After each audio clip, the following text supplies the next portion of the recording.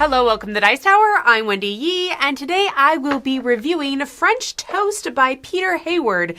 Now, this is in the All Play Small Box line. This is a quick playing party game for groups of various sizes. So we're going to go ahead and switch camera angles real quick. I'm going to show you how it's played, and then I'll come back with my thoughts.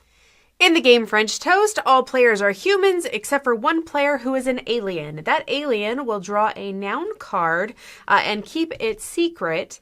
And then what they're trying to do is they're trying to have all the other human players guess what noun they are thinking of. Now, at the beginning of the game, they're going to draw 6 of these hint cards, and then they get to decide which one they're going to put out. Now, when we look at the word spider, it's not artificial.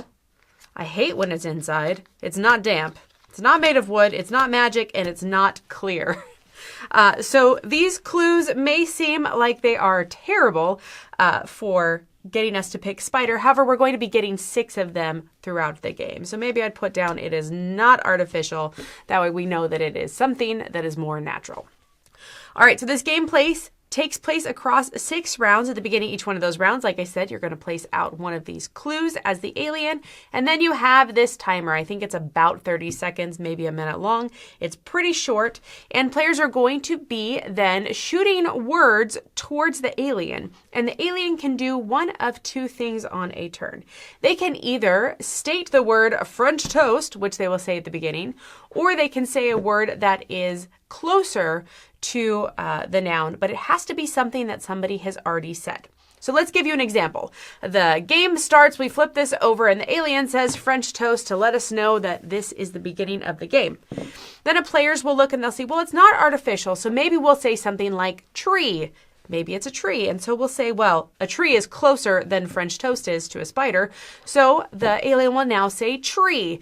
Someone else will go through and they'll say flower. And we'll be like, well, is a flower really closer to a spider than a tree is? Well, it's smaller and it is closer to the ground. So maybe they'll move to flower.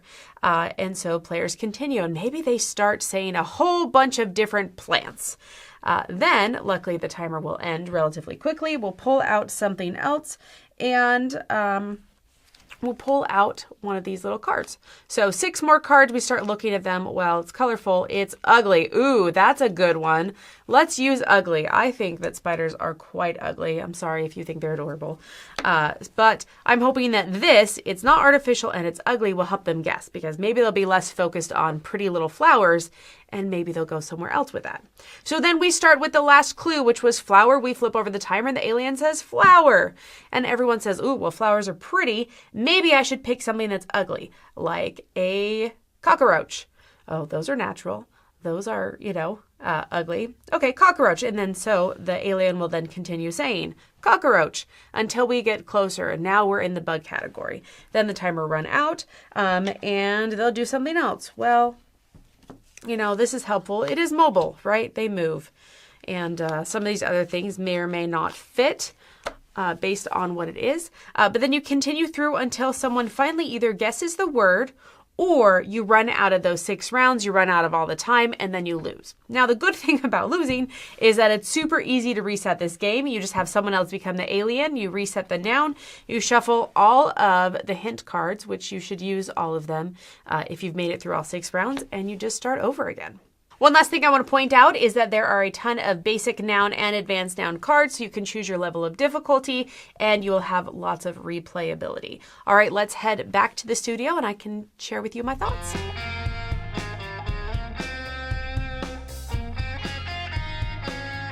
All right, so I want to start off with the elephant in the room, and that is that this game does not look like it's going to work.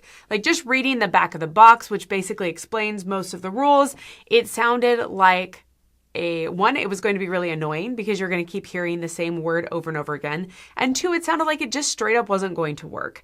But I have to say, I played this with multiple groups and we won some, we lost some.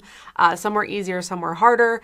And the difficulty in the 2 different words, as much as I don't really understand what makes a word more simple and more difficult, I did find the difficult words to be harder to get people to guess. So clearly All Play knows something about the challengingness of the words. Now, this game does work And I had a lot of fun with it, with multiple different groups. I did have some groups that really got into it. They wanted to play it over and over again. And then I had other groups that were like, once around the table, we were good. Everyone had a chance to be it, and then they were just kind of done. So it does depend on the person. It does depend on the group. Now, another thing that I noticed that can be a little bit of a struggle is that as everyone is just shouting out answers, sometimes those answers get mixed up together. And so you're like, as the person is the alien, you're like, okay, who do I answer first? Who do I respond to? So there's a little bit of like stopping, waiting, feeling frazzled, pointing, responding. The other thing is that little timer, I think it's about 30 seconds long. I didn't actually time it. But it feels very short between the times that you get other clues. And so sometimes you feel like you're just starting to get going. You're like, we got a vibe. It's over. But that's okay because there are the 6 rounds. And I think that getting those clues is what really turns it into a game instead of just feeling like I'm throwing random words at you and you're throwing those words back at me. This honestly reminds me a little bit of the game Hot and Cold, where, someone goes around a room and they're trying to find an object, and you are saying hot when they are getting close to it and cold when they're getting far away. But instead, the person who's the alien has to determine whether that new word is hotter, meaning it's closer to the word, or colder.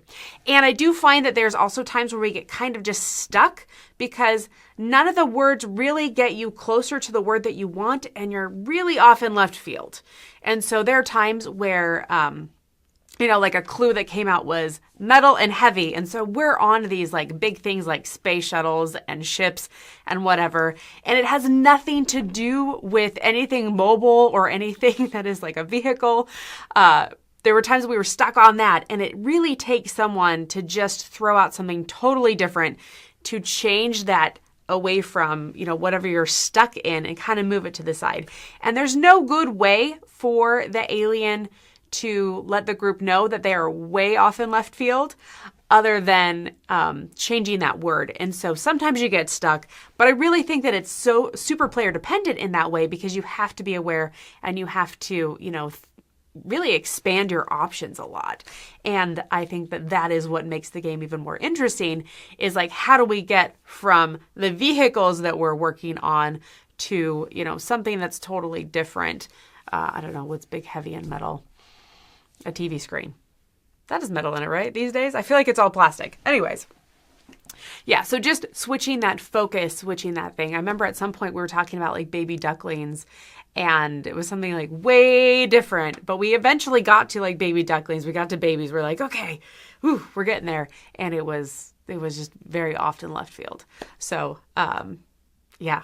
I think that this game is good. I think that I would pull it out again for sure at another convention. Another thing I like convention style wise is that people can come in and they can leave as they so desire. It doesn't break the game to add more people or to remove more people.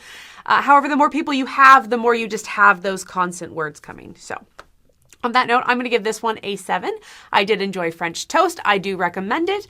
And if this sounds interesting to you and you're looking for some quick, easy party game to share with your friends or to bring to another convention, check this one out. Thanks for joining me today. I'm Wendy Yi. This is the Dice Tower, and keep playing fun games. Hey everybody, thanks for watching another video from the Dice Tower. Hey, you want to learn more about us, communicate with us? We have a Facebook group, we have a Discord channel, lots of different ways to get involved with the Dice Tower. You can find that in our Linktree link below. So just click that, it will take you and you can communicate with us on Facebook, join our Facebook groups. There's lots of cool things that you can find and become part of the Dice Tower. Thanks so much for watching. I'm Tom Vassell.